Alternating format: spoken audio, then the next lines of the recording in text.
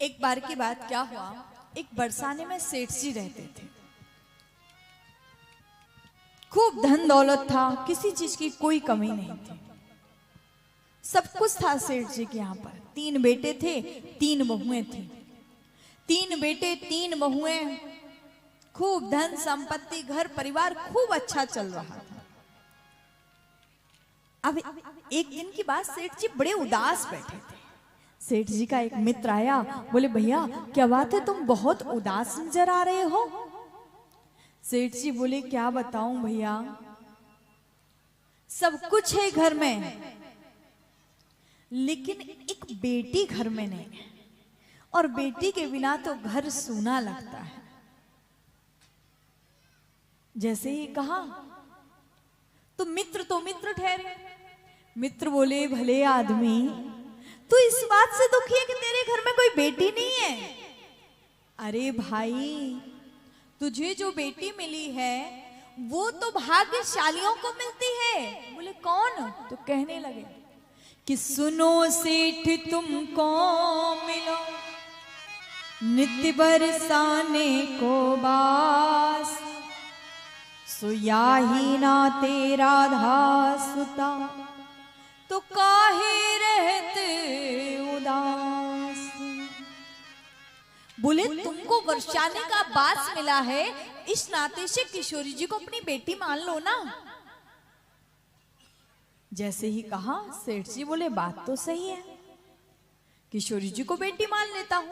सेठ जी ने क्या किया, एक राधा रानी की छोटी सी प्रतिमा मंगवाई, मंदिर में बिठाला।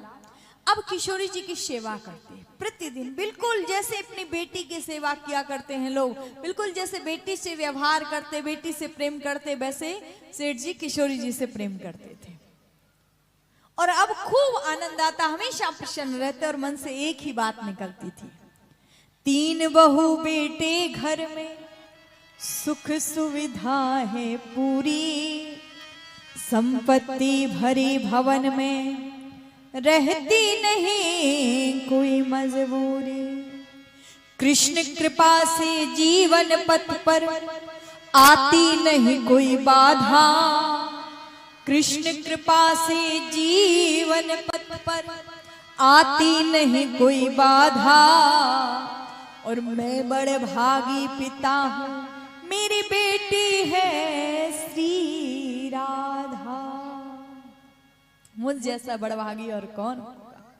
अब तो सेठ जी खूब स्नेह करते हैं। एक दिन की बात क्या हुआ, एक मनिहारिन आई चूड़ी पहनाने के लिए, और जब मनिहारिन चूड़ी पहनाने के लिए आई तो सेठ जी ने उस मनिहारिन को भेज दिया, कहा जाओ घर में जाकर के बहुओं को चूड़ी पहनाया। मनिहारिन आई घर में, और जैसे घर में आई, 3 बहुएं आई, 3 बहुओं ने हाथ बढ़ाया और 3 बहुओं ने चूड़ी पहनी। 3 बहुओं को चूड़ी पहना करके जैसे ही मनिहारिन डलिया को उठाने लगी, तब तक क्या देखा, एक चौथा हाथ और बढ़ गया, और जो चौथा हाथ बढ़ा, मनिहारिन देखने लगे, इतना सुंदर स्वरूप, ये है कौन? लगता है सेठ जी के यहाँ कोई रिश्तेदार आए होंगे। मनिहारिन ने क्या किया, उन हाथों में भी चूड़ी पहना दी, और चूड़ी पहना करके मनिहारिन चल दी। दुकान में गई, हिसाब किताब दुकान से होता था। अब दुकान में गई, सेठ जी ने 3 बहुओं का पैसा दे दिया। मनिहारिन बोली सेठ जी, आज 3 ने नहीं, आज 4 ने चूड़ी पहनी है। सेठ जी बोले 4 ने? ये चौथी कौन आ गई? मेरे घर में तो कोई रिश्तेदार नहीं आए है। नहीं सेठ जी, आज चूड़ी 4 ने ही पहनी है। सेठ जी बोले लगता है मनिहारिन झूठ बोल रही है। सेठ जी ने कहा चल ठीक है, घर जाके बहू से पूछूंगा, फिर पैसा दे दूंगा। मनिहारिन ने कहा ठीक है। अब सेठ जी चले गए, घर आए रात्रि के समय, बहू से कहा बेटा आज कोई आया था क्या? बहू बोली नहीं। पिताजी कोई नहीं आया आज। वही तो मैं कहूं, वो मनिहारिन कह रही थी कि 4 लोगों ने चूड़ी पहनी है, वो झूठ बोल रही थी। बहू बोली पिताजी चूड़ी तो हम 3 ने ही पहनी, चौथा कौन आ गया? जैसे ही कहा, अब तो रही बात, अब क्या करें? पिताजी ने कहा चलो छोड़ो बात, सेवा पूजा की भोजन प्रसादी पाया, शयन कक्ष में सोने के लिए चले गए। पिताजी जैसे ही सोए इनकी नींद लगी, और जो नींद लगी आज साक्षात मेरी किशोरी जी प्रकट हो गई और कहने लगी, वाह पिताजी कि सपने में प्रकट हो ये वृषभानु की दुलारी बोली, तनिया बनायो तात नात ना निभायो है, और चूड़ी पैर लीनी में जान पितुगे है गाल, चूड़ी पैर लीनी में जान पितुगे है गाल, सो आप मनिहारिन को मोल ना चुकायो है, आप मनिहारिन को मोल ना चुकायो है।